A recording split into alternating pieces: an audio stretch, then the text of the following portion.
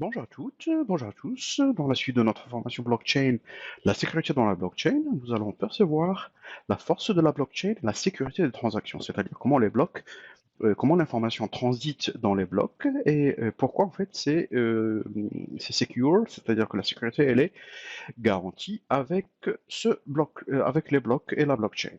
Donc les liens entre la blockchain, pardon, entre blocs et consensus dans la plupart des blockchains ou des technologies, des registres distribués, c'est-à-dire ça c'est la nomination un petit peu plus technique des blockchains, les DLT, ce sont des technologies de registres distribués, c'est-à-dire qu'il y a des registres ou des ponts où les en fait les parties de cette blockchain, dans chaque partie il y a en fait la même information. Les données sont structurées en blocs et chaque bloc contient une transaction ou un ensemble de transactions. Chaque nouveau bloc est relié à tous les blocs qui le précèdent dans une chaîne cryptographique de telle sorte qu'il est pratiquement impossible de l'altérer. Donc, toutes les transactions dans ces blocs-là sont validées et approuvées par un mécanisme de consensus.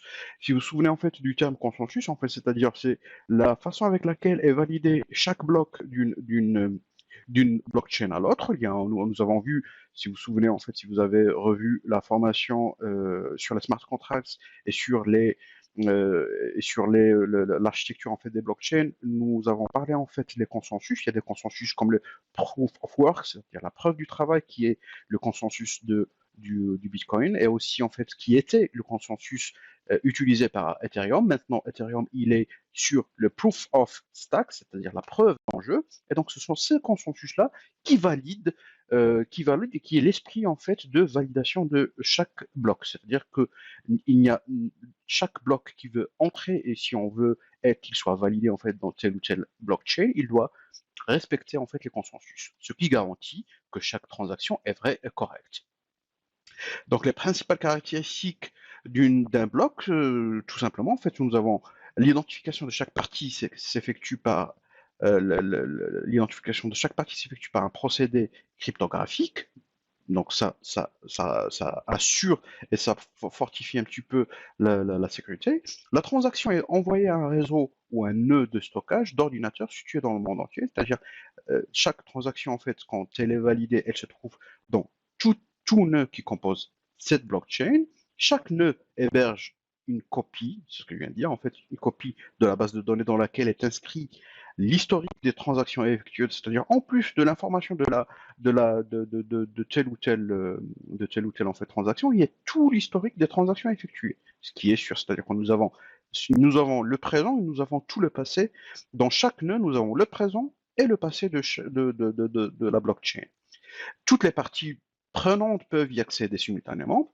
Nous avons aussi comme caractéristique le système de sécurisation qui repose sur un mécanisme de consensus de tous les nœuds, c'est-à-dire chaque nœud validé, il respecte le consensus et à chaque ajout d'information. Donc il n'y a pas en fait de façon, d'autre façon avec laquelle un bloc est validé. Et on parle aussi en fait de la décentralisation de la gestion de la sécurité, c'est-à-dire que cette gestion de la sécurité ne repose pas sur un nœud ou sur une partie de la blockchain. La blockchain, elle respecte en fait la décentralisation, et c'est-à-dire que à chaque nœud, il y a l'esprit de la décentralisation de cette validation de chaque transaction. C'est-à-dire que chaque nouveau bloc ajouté à la blockchain est lié au précédent et une copie est transmise à tous les nœuds du réseau. C'est-à-dire l'intégration est chronologique, indélébile et infalsifiable. Pardon, excusez-moi. Donc, je vais pas. Dernièrement, les données sont déchiffrées et authentifiées par des centres de données ou mineurs. La transaction ainsi validée est ajoutée à la base sous forme d'un bloc de données chiffré. Donc, donc je le répète, en fait, chronologie respectée, indélibilité en fait de l'information et cette information est infalsifiable dès qu'elle se trouve en fait dans la blockchain. Donc, le principe général de la blockchain, on l'a vu, et on le revoit encore une fois, c'est-à-dire voilà, on est sur A qui fait une transaction sur B, donc cette transaction est ajoutée à plusieurs autres transactions qui vont alimenter un bloc. Ce bloc-là, en fait, il passe et il est validé par le proof of par le, par, par le consensus en fait de cette blockchain. Et donc, tant dès qu'il est validé, il est ajouté à d'autres blocs, et donc il porte l'information du bloc qui est avant lui, et le bloc après lui, en fait, est lié. Et donc le bloc, il est daté et ajouté à la chaîne des blocs à laquelle tous les utilisateurs ont accès.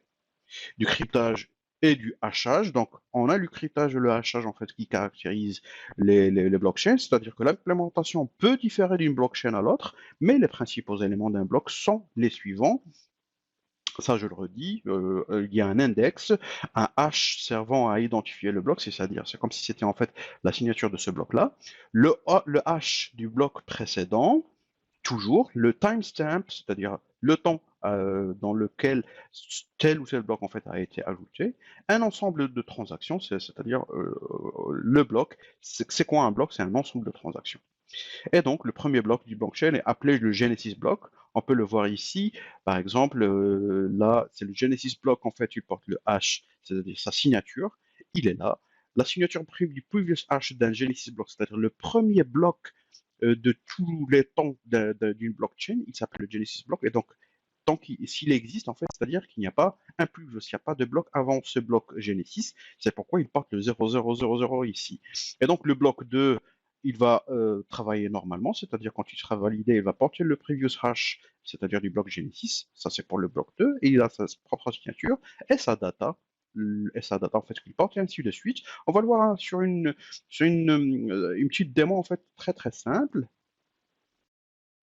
Ce site-là, andresbrownworth.com, blockchain, il explique un petit peu très très facilement en fait comment les blocs sont liés, qu'est-ce qui se trouve dans des tels blocs. Donc comme on l'a dit en fait, nous avons l'index du bloc, par exemple celui-là c'est le numéro 1, c'est le Genesis block.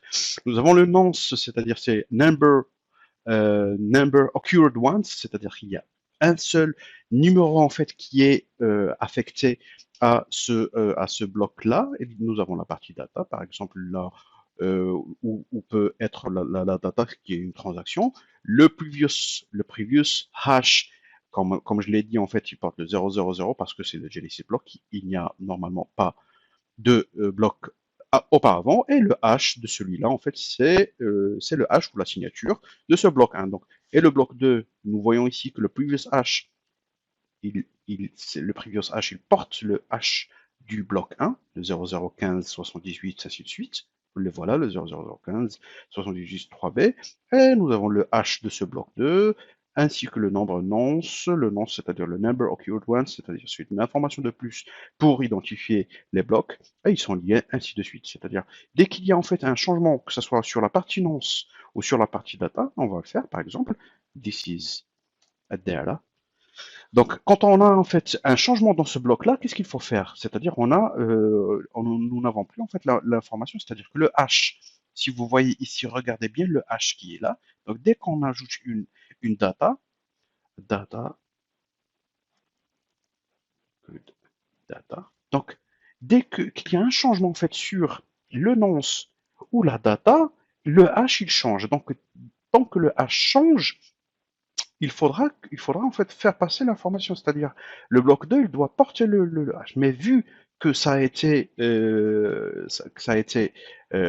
modifié sur le bloc 1, toute la blockchain elle est au rouge. Si vous voyez ici, c'est-à-dire le bloc 2, le bloc 3, le bloc 4, le bloc 5, supposons en fait que cette blockchain se comporte de 5 blocs, elle a été en fait changée au niveau, à quel niveau? Au niveau du bloc 1. Mais qu'est-ce qu'il faut faire pour que ça puisse, c'est-à-dire nous avons une nouvelle information qui concerne le bloc 1, il faudra faire un travail.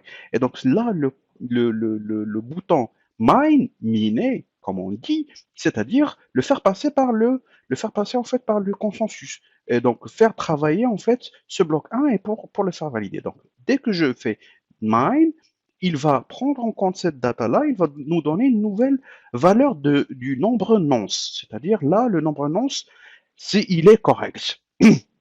Et ainsi de suite. C'est-à-dire là, on a réglé le problème du bloc 1, le bloc 2, il faudra faire la même chose.